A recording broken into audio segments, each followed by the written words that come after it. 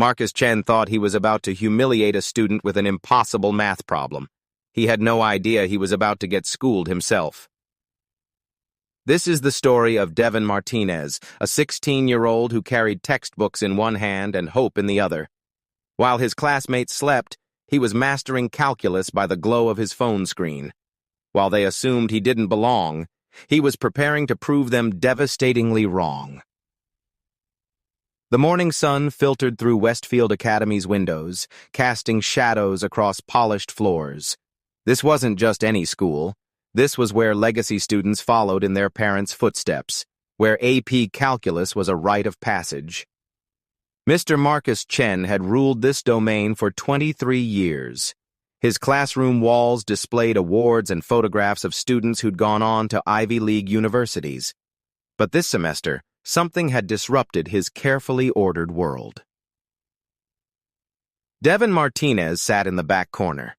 While other students arrived in luxury cars, Devin caught 2 buses, leaving home at 6:30 a.m. His backpack was worn but organized. The scholarship letter mentioned exceptional potential, but Mr. Chen had doubts. What Mr. Chen didn't know was that Devin had a secret. Every night after his shift at the grocery store, when his mother finally fell asleep after working double shifts as a nurse's aide, Devin would sit in their small apartment's kitchen. From 11 p.m. until 2 a.m., Devin worked through MIT's open courseware, mastering multivariable calculus and differential equations while his classmates complained about basic derivatives. But he kept quiet. In a school where confidence was currency and pedigree was power, Devin had learned that being underestimated was safer than being targeted. Mr. Chen interpreted his silence differently. He saw a student who rarely volunteered answers, noticed his worn sneakers and discount clothes, and made assumptions. Scholarship kids, he'd mentioned to a colleague. They mean well, but they're often in over their heads. The irony was devastating. While Mr. Chen worried about Devin keeping up, Devin was actually 3 chapters ahead. While he questioned Devin's preparation, Devin was teaching himself mathematics. Mr. Chen couldn't teach. Mr. Chen had developed what he called diagnostic teaching, putting students on the spot with challenging problems to expose weaknesses early. Devin had become his favorite target. Each time, Devin would solve them quietly and correctly, then return to his seat without fanfare. This only made Mr. Chen more suspicious. Today would be different. Today he'd prepared something special, a problem so complex that failure would be inevitable and public. Mr. Chen closed his grade book with a decisive snap. "Devin," he said, "since you've been so quiet lately, why don't you come up and show us what you've learned?" He placed a paper face down on the board's ledge. "You'll have 15 minutes. Explain each step as you work." Devin picked up the paper and read. What he saw made his pulse quicken. Not with fear, but with recognition. The problem involved multivariable calculus requiring advanced substitution techniques. It was nearly identical to MIT's 18.02 course, Problem Set 7, Question 4, which he'd completed 2 weeks ago. Mr. Chen had unknowingly handed him a problem he'd not only seen before, but mastered. Devin considered his options. He could pretend to struggle, play into expectations. But something deeper stirred, a quiet anger at being used as an example, at being presumed incompetent. He picked up the marker and began to write. "This is a multivariable integration problem," he said clearly. "We'll need to use substitution and partial derivatives to solve it." His explanations were clear, methodical, elegant. He wasn't just solving the problem. He was teaching it. The classroom's energy shifted. Students leaned forward, genuinely interested. "And finally," Devin said, stepping back, "we evaluate our definite integral to get 16p over 3. Silence filled the room. Mr. Chen stared at the board, his mind racing. This couldn't be right. No high school student should be able to solve graduate-level calculus without preparation. But instead of admitting he was wrong, Mr. Chen made an accusation that would change everything. "That's quite remarkable, Devon," Mr. Chen said, his tone carrying no congratulation. "Where exactly did you learn these advanced techniques?" "I studied ahead," Devon said simply. "Studied ahead into graduate-level mathematics on your own?" The skepticism was unmistakable. "I worked through MIT's open courseware," Devon explained. "Professor Strang's lectures, the online problem sets, I have all my work saved." "And you just happened to stumble across the exact type of problem I would give you today?" The implication was clear. "I can show you my work, my notes." "What you have," Mr. Chen interrupted, "is a solution to a problem that requires explanation. Your explanation sounded rehearsed, as if you'd practiced this exact problem before." Devon felt something fracture inside him. "You want me to solve another one?" "That won't be necessary. What's necessary is maintaining academic integrity." Mr. Chen picked up a referral form. "I'm afraid I'm going to have to send you to Principal Stevens. Academic dishonesty is a serious matter." As Devon took the yellow slip, his hands trembling, Mr. Chen added, "Let this be a lesson about academic honesty. Shortcuts will always be exposed." But as Devon walked toward the principal's office, he didn't know that someone had been watching the entire exchange. Someone who was about to change everything. Principal Amy Stevens's office smelled like coffee and disappointment. "Mr. Chen believes you may have compromised academic integrity," she said. "I didn't cheat," Devon said quietly. "I solved the problem because I knew how to solve it." That's exactly the issue. According to Mr. Chen, the problem required knowledge far beyond our curriculum. She pulled out his file from Lincoln Public. B's and occasional A's, no advanced coursework. "Your previous record doesn't indicate this level of sophistication." "I taught myself, every night after work. MIT has free courses." A knock interrupted them. The secretary entered. "I'm sorry to interrupt, but Dr. Sarah Kim from the MIT Mathematics Department is here. She says it's urgent." Dr. Kim entered, a woman in her 50s with silver-streaked hair and confident bearing. Behind her walked Mr. Chen, whose face showed barely contained alarm. "Principal Stevens," Dr. Kim said, "I believe there's been a serious misunderstanding. I was observing classes today as part of our university partnership program. I was in the back of the classroom during the incident." Someone had witnessed everything. "What exactly did you observe?" Principal Stevens asked carefully. "I observed a young man demonstrate mathematical understanding that I rarely see in my graduate students," Dr. Kim said clearly. "I observed elegant problem-solving and mathematical maturity that suggests exceptional self-directed learning." "With respect," Mr. Chen protested, "the circumstances were highly unusual." "Absolutely," Dr. Kim interrupted. "Which is precisely why what I witnessed was so remarkable. The problem was from Apostle's Mathematical Analysis, a text I use in advanced undergraduate courses.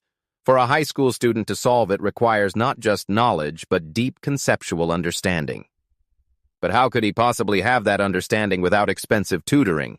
Mr. Chen demanded. "Some of our most brilliant mathematicians are autodidacts," Dr. Kim replied pointedly. "Self-taught learners who hunger for knowledge regardless of circumstances." "Were you suggesting Devon's performance was legitimate?" Principal Stevens asked. "I'm stating it as mathematical fact. What I witnessed was genuine understanding, not memorization." But Mr. Chen wasn't finished.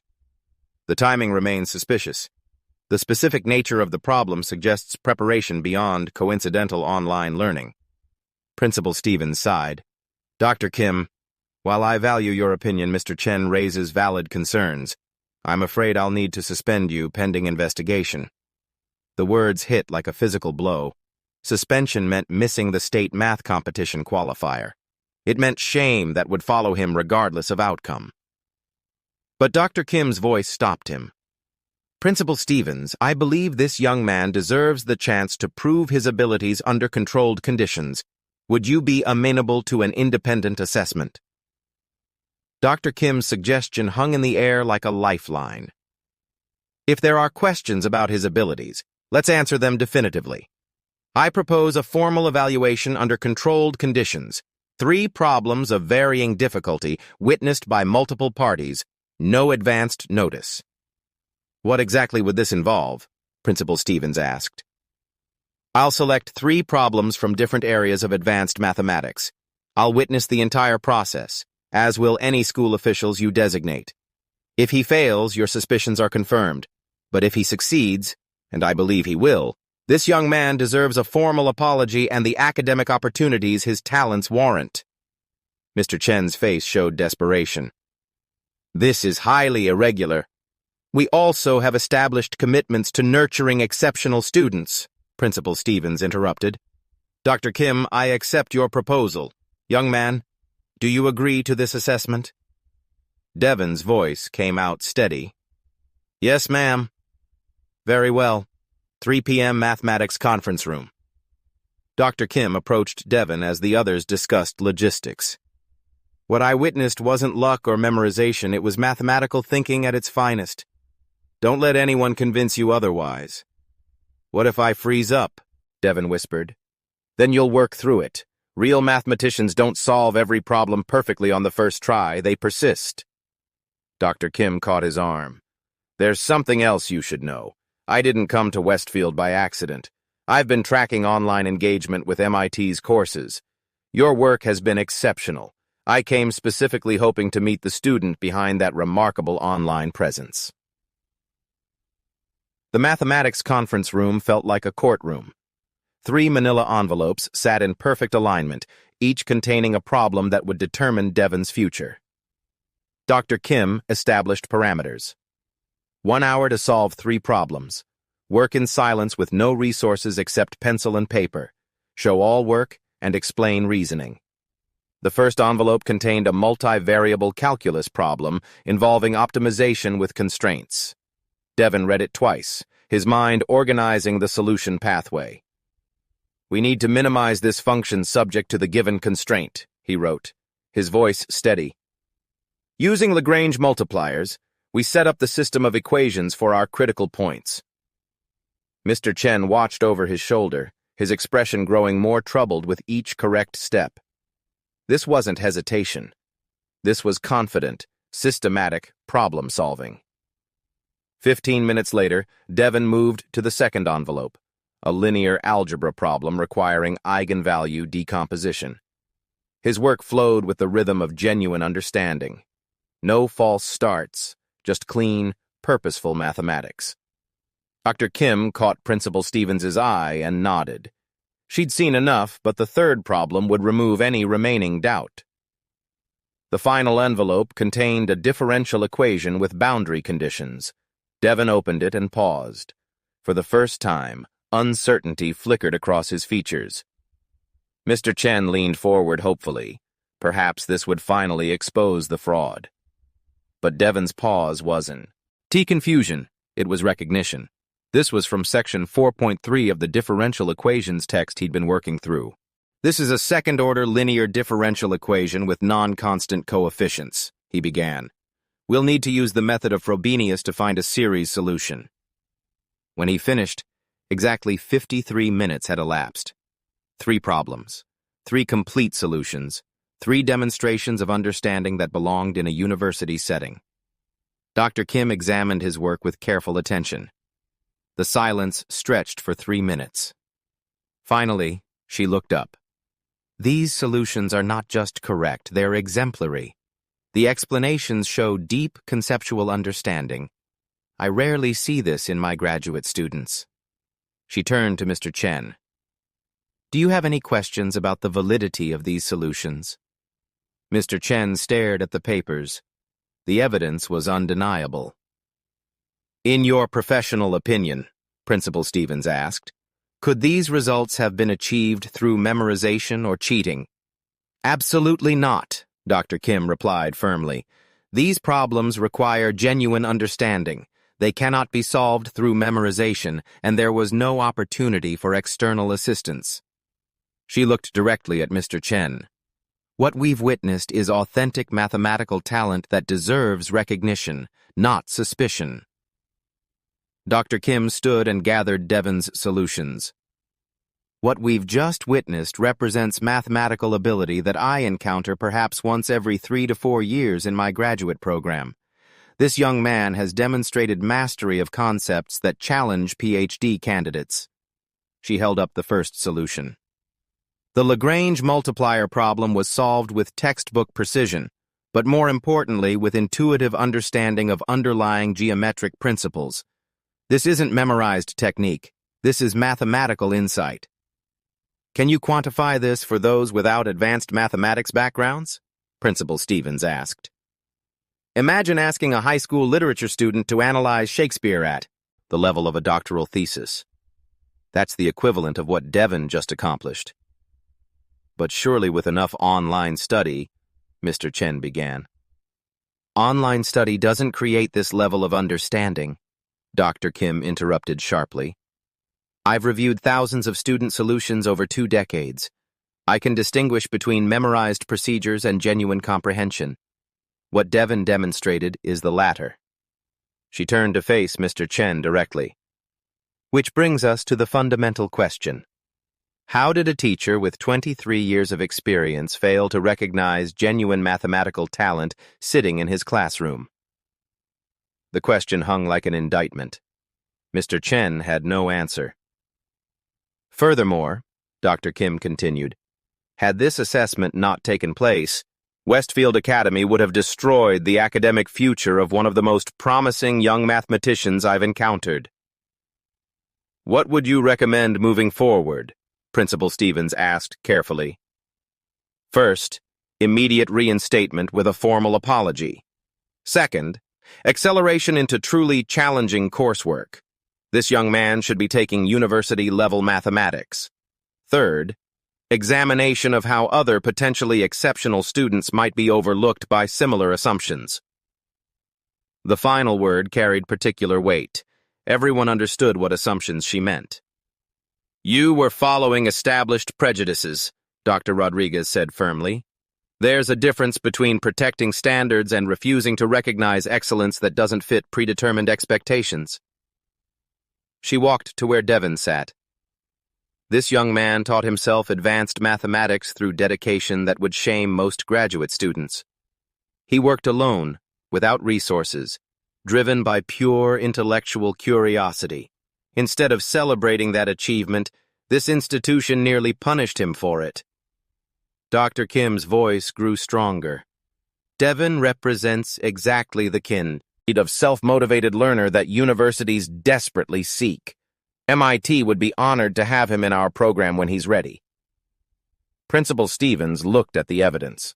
Mr. Chen, I believe you owe this young man an apology. For the first time in his 23-year career, Mr. Chen was truly speechless. The apology came in a voice barely above a whisper. I was wrong about your abilities, Devon. But Devon wasn't focused on that. He was absorbing Dr. Kim's next words. Principal Stevens, I'm prepared to recommend Devon for MIT's Early Admission Partnership Program. Full scholarship, immediate placement in advanced coursework with mentorship support. The transformation began immediately. Within a week, Westfield Academy implemented Dr. Kim's assessment protocol. Students took anonymous mathematics evaluations identified only by ID numbers. The results were revolutionary. Maria Santos, a quiet sophomore everyone assumed struggled with math, solved advanced calculus with elegant precision. David Lee, whose language barrier masked his gifts, demonstrated understanding that transcended verbal communication. 3 students from regular math tested into college-level coursework. The anonymous testing revealed patterns that forced uncomfortable conversations about educational bias. Students with certain names from certain neighborhoods had been systematically underestimated. Mr. Chen underwent mandatory bias recognition training. The process was difficult but necessary. He began understanding how assumptions had filtered his perception. More importantly, he started seeing students differently, not as representatives of demographics, but as individual minds capable of surprising him. Devon's story spread through educational networks, becoming a case study in recognizing hidden talent. Districts across the state began implementing anonymous assessment protocols. Universities restructured scholarship criteria. 6 months later, Devon walked across the stage at MIT's freshman orientation, his mother weeping proudly in the audience. But his real victor, I wasn't the acceptance letter. It was knowing that other students would never face the suspicion that had nearly derailed his dreams. 3 years later, Devon Martinez stood before a packed auditorium at the National Education Summit, his MIT senior thesis on algorithmic bias and academic assessment tucked under his arm. But this story isn't really about Devon's success. It's about a question that should keep every educator awake at night. How many brilliant minds are we failing to see? In classrooms across America right now, there are students whose potential is invisible to the adults who hold their futures in their hands. Students whose genius doesn't arrive with the right accent, the right zip code, or the right last name. Mr. Chen, to his credit, became one of the most vocal advocates for educational reform at Westfield Academy. He'll tell you now that his greatest failure wasn't almost destroying Devon's future. It was how many other students he might have overlooked during his 23-year career. The Anonymous Assessment Program has now identified over 200 students across the district whose abilities had been systematically underestimated. 200 futures that might have been lost to bias disguised as professional judgment. But here's what haunts me about this story. Devon was lucky. Lucky that Dr. Kim happened to be visiting that day. Lucky that she recognized his online work. Lucky that she possessed the authority to demand justice. How many other Devons aren't lucky? How many brilliant minds are dismissed, discouraged, and ultimately destroyed by systems that refuse to see their potential? You might think this is just about education, but it's bigger than that. It's about every workplace that overlooks talent because it arrives in unexpected packages. Every opportunity that goes to the safe choice instead of the brilliant outsider. Every time we choose families, arity over excellence because recognizing genuine ability requires confronting our own prejudices.